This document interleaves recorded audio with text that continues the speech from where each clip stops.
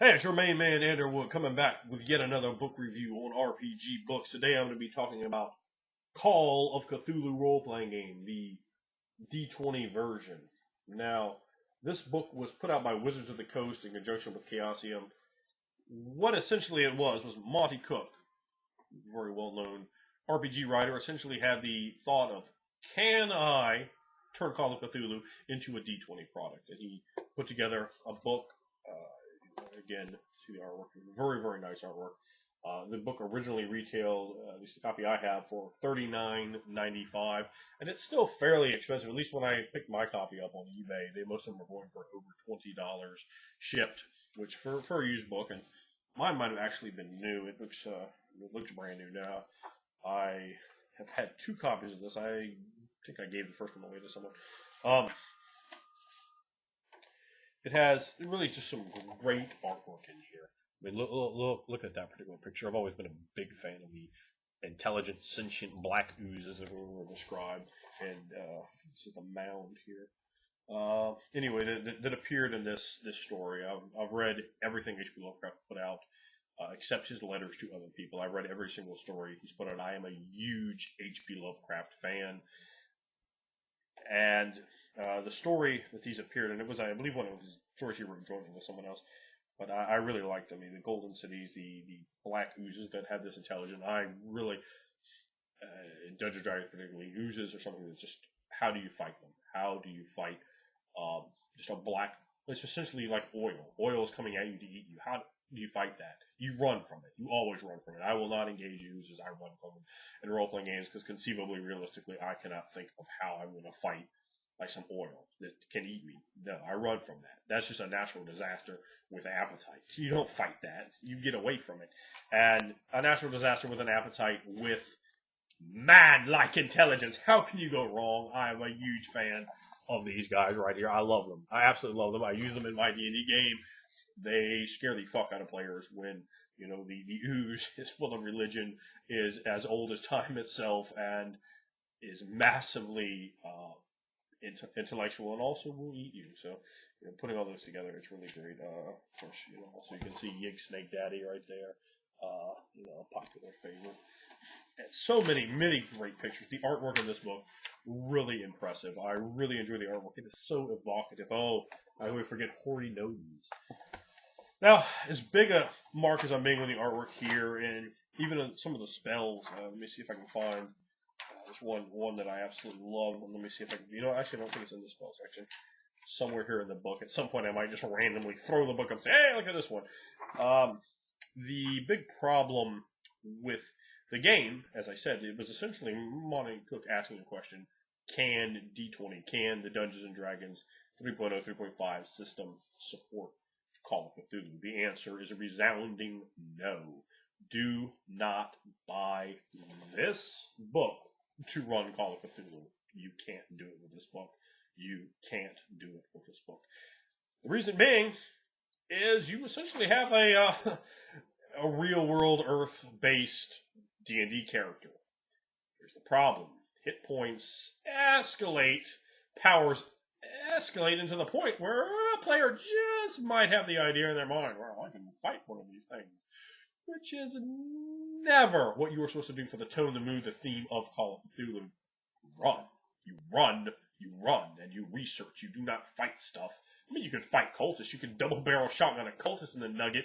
Maybe even fight a Mingo. You can fight some certain things. I've fought things in Call of Cthulhu games, but when Cthulhu came up, I've only ever had that happen in one game, you just get eaten. And something much less horrendous and hoary than Cthulhu will just eat you. You really ought not to be able to fight these things. In fact, that takes the whole fun out of the game. The game is about being scared, about being weak and fragile, and something that cannot cope with the powers of these eldritch, ancient, unbelievable, impossible, unspeakable, ineffable creatures that you are confronted with.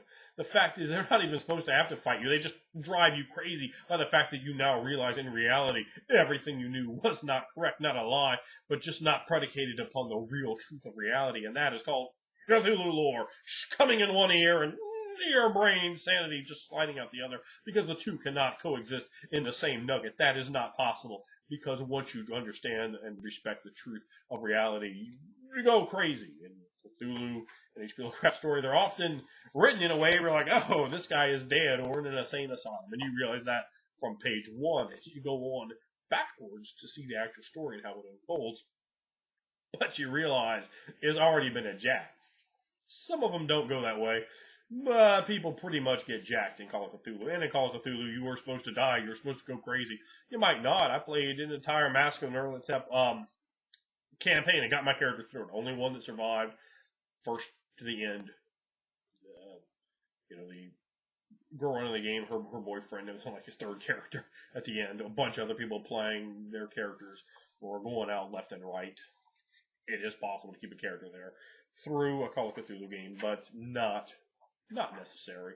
Really, Call of Cthulhu games don't really need to be long either. They're more a short focused story than a long elaborate game. You're not going to get a year out of Call of Cthulhu game. Your characters would just be utterly too destroyed. You just wouldn't even be able to interact with other people at that level. At that point, you've seen too much, you've experienced too much, and again, the problem with this is your characters get too powerful. Now they're not as powerful as D&D characters, but they're powerful. Hit points do weird things to players' minds. When you don't have very many of them, you go, oh, you're scared, fragile. Oh, that first level character's too easy to kill. But when you're 17th level, you go, no, yeah, this guy's gonna come up here, but and that metagame idea is always there. If you can die like that, you're legitimately a lot scarier in the game because you realize the character you just invested in can be taken away from you. That adds a level of real fear because you have a real chance of losing something you really invested in, your character. Now, in a Call of Cthulhu game, you should expect that. That's fine. That's straight. If you can't accept that, you can't play in that kind of game, do not play Call of Cthulhu. Just don't. It's not for you. And I would strongly recommend to anyone that has any desire to run any version of Call of Cthulhu, read all of H.P. Lovecraft's works, and as much as you can from other mythos writers, except maybe a few of them are just terrible, like August Derleth, just trash. Don't read that garbage. But some of them are pretty good. Lovecraft stuff, by far the best. Dream the Witch House, my favorite of Lovecraft. From Beyond, also very good. So, I would not recommend buying this book for playing Call of Cthulhu. Now, I've said that twice, right? So, that means maybe there's something I would recommend it for. And that is to get all the Dungeons & Dragons stats for the Cthulhu mythos. And use this, that's right in your Dungeons & Dragons game. That's what I do. I like to have the Cthulhu mythos right there. The Crawling Chaos, Cthulhu. These are things that I have used in games not to challenge players, not to have the players fight. Just like in any Call of Cthulhu game, players lose. Players have to lose. But that doesn't mean you can't get there. I mean, hell, if you're the Crawling Chaos, you can actually talk to him. He is approachable and easy to deal with in some fashions. There are also a large number of minor things that you can work in there, like serpent people, which are just wonderful. And like I say, the intelligent black oozes, the ghouls, which for some reason here they list as undead. I have read Pickman's model. I've read some of the Dream World books where they have ghouls in there. I do not think ghouls are undead in H.P. Lovecraft. If someone else out there has a differing opinion, if you would say that ghouls are in fact undead in Lovecraft mythology, I would be happy to engage in debate on that. I don't see it. I don't see any reason for it. Like, however, in this book they are listed as undead. Again, I don't agree with it. Also, there we can see the Great Race of Yeth. Love the Great Race of Yeth. Very, very usable in a Dungeons & Dragons game as, one of the few antagonists, or one of the few protagonists who are an ally for the player to come in contact with. And these things, most of them are things of sheer insanity and madness, and can make great, really horrendously irredeemable evils. And for someone that I like to have loads of shades of gray in games, and I don't really mind players being evil and consorting with evil gods and so forth, but there should be something, there should be something that's your ultimate, that's your level 10 evil, that just isn't not acceptable. And these things come in there as a great plot device, to sort of ravage and destroy the entire universe, to blot out the sun, to run through the world in an orgy of violence and chaos, eating and destroying and crushing everything, or most things, at least what's in their path. These can be very real reasons for anyone, regardless of their thoughts, to come against these things. And I think, again, in a Dungeons and Dragons game, where you can immediately port the stuff in. In fact, they even have some additions here for how you can take it and tweak it from this to an actual D&D. It's very easy to be imported into D&D. Oh, here we go. I really wanted to show you guys, and I said I would do this, right? This picture here, look at the red sign, right there, and the guy's doing it, and everyone's like going crazy, and he's just jacking their minds. I absolutely, I love the red sign. I think that artwork is just so great, and I love looking at the book. It's a beautifully put together book. You just don't want to run a real world Call of Cthulhu game with this book. Don't do it. It won't support it. It won't support it. That's not, it's my opinion. This game will not support a Call of Cthulhu game, not in the way that it really should be.